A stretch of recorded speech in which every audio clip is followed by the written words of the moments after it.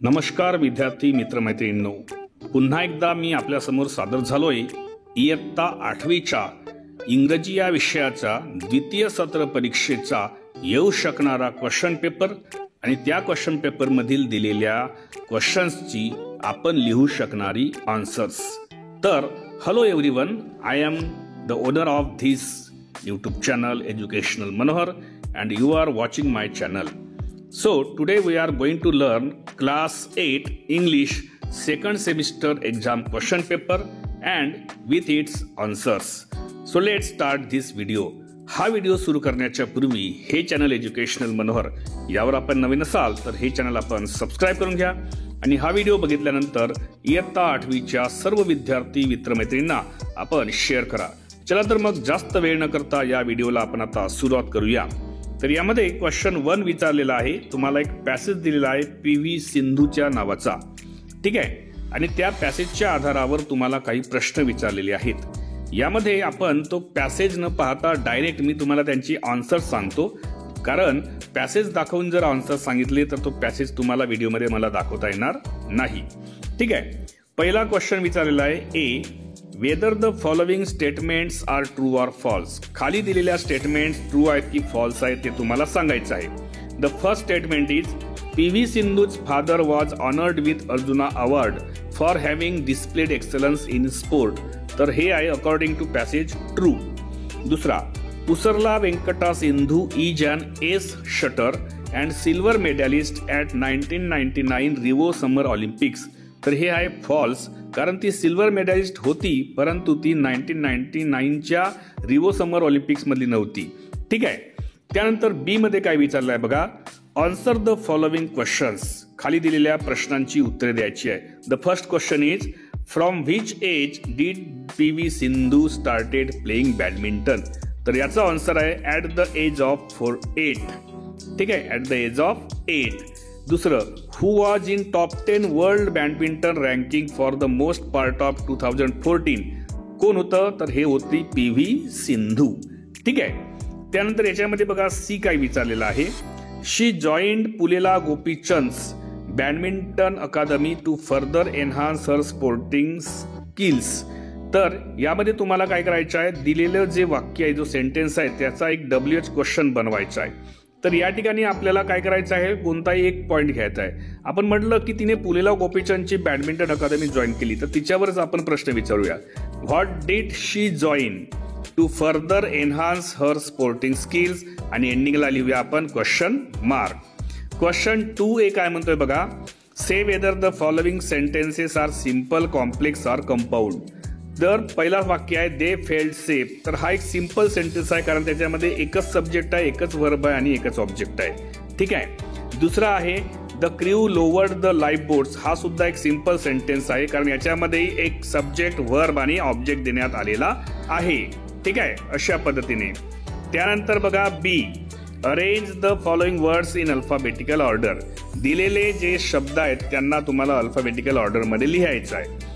स्टीफ, centipede, grown, weight. तर याचा alphabetical order होईल सेंटीपीड, ग्रोन, स्टीफ आणि वेट, अशा पद्धतीने। अल्फाबेटिकल ऑर्डर मध्ये काय असतो, पहिला अल्फाबेट पाहून ABCDच्या क्रमाने तो लावायचा असतो। सी मध्ये बघा, hardly a month passes without a festival or two. यामध्ये rewrite using no in the sentence. Sentence मध्ये नो यूज करून तुम्हाला वाक्य लिहायचं आहे।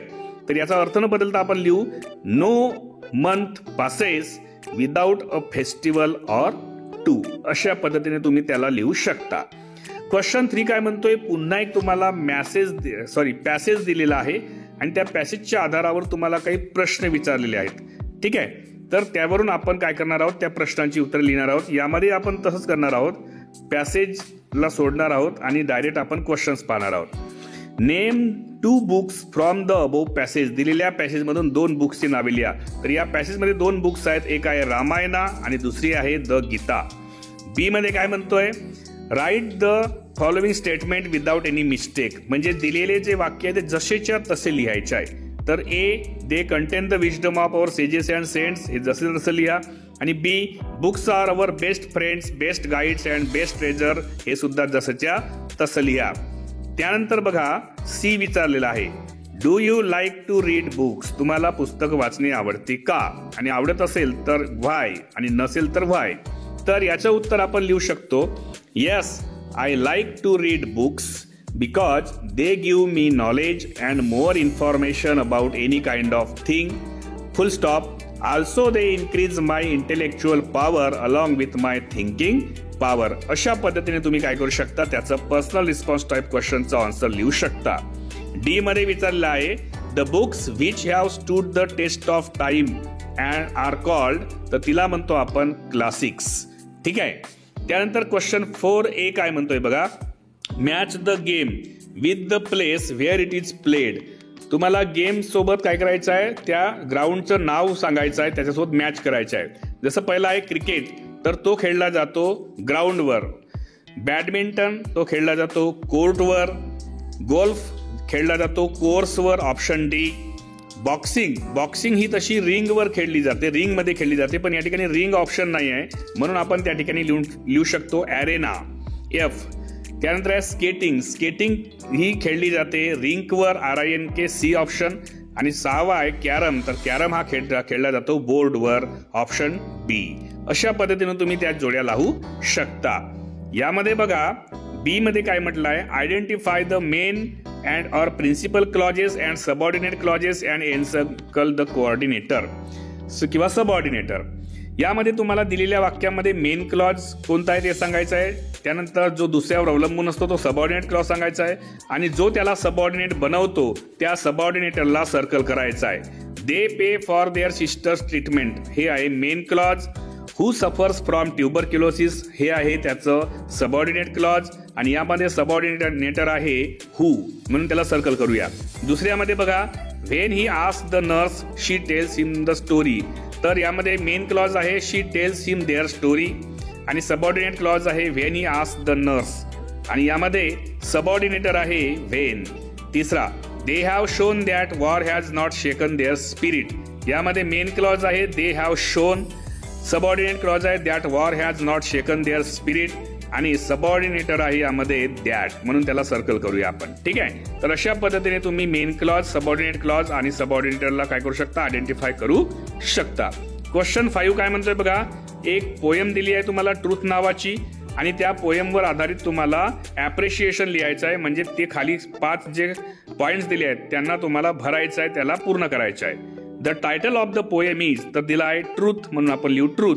The poem is written by, तर रायटर जे पोएट आहे त्यांचं नाव खाली आहे बघा, बॅरी वेड. तिसरा, in this poem the poem describes the importance of, तर आपण लिहू शकतो ट्रूथ, किंवा दुसरा एक लिहू शकतो वर्ड्स.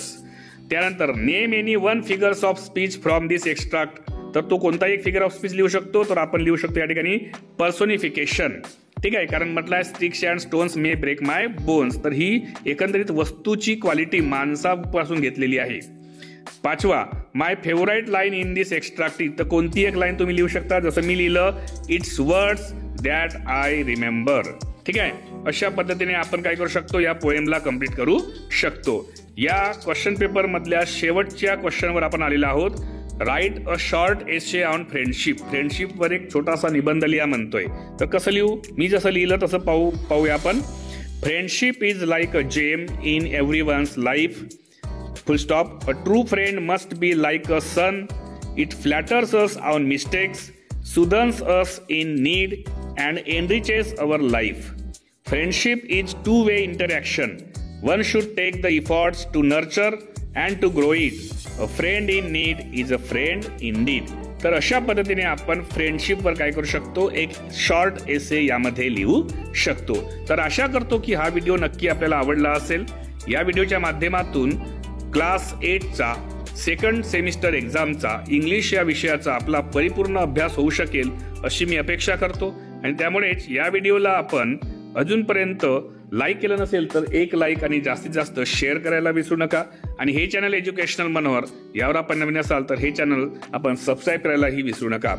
अशाच पद्धतीचे तुम्हाला सेकंड सेमिस्टर एक्झामचे जर क्वेश्चन पेपर हवे असतील तुमच्या 8व्या वर्गाचे किंवा इतर वर्गांचे, तर त्यांच्या प्लेलिस्ट या व्हिडिओच्या डिस्क्रिप्शनमध्ये द्वितीय सत्र परीक्षा प्रश्नपत्रिका, उत्तरपत्रिका अशा नावाने देण्यात आलेले आहेत. त्यावर जाऊन आपण बाकीचे आपल्या कामाचे व्हिडिओज पाहून घेऊ शकता.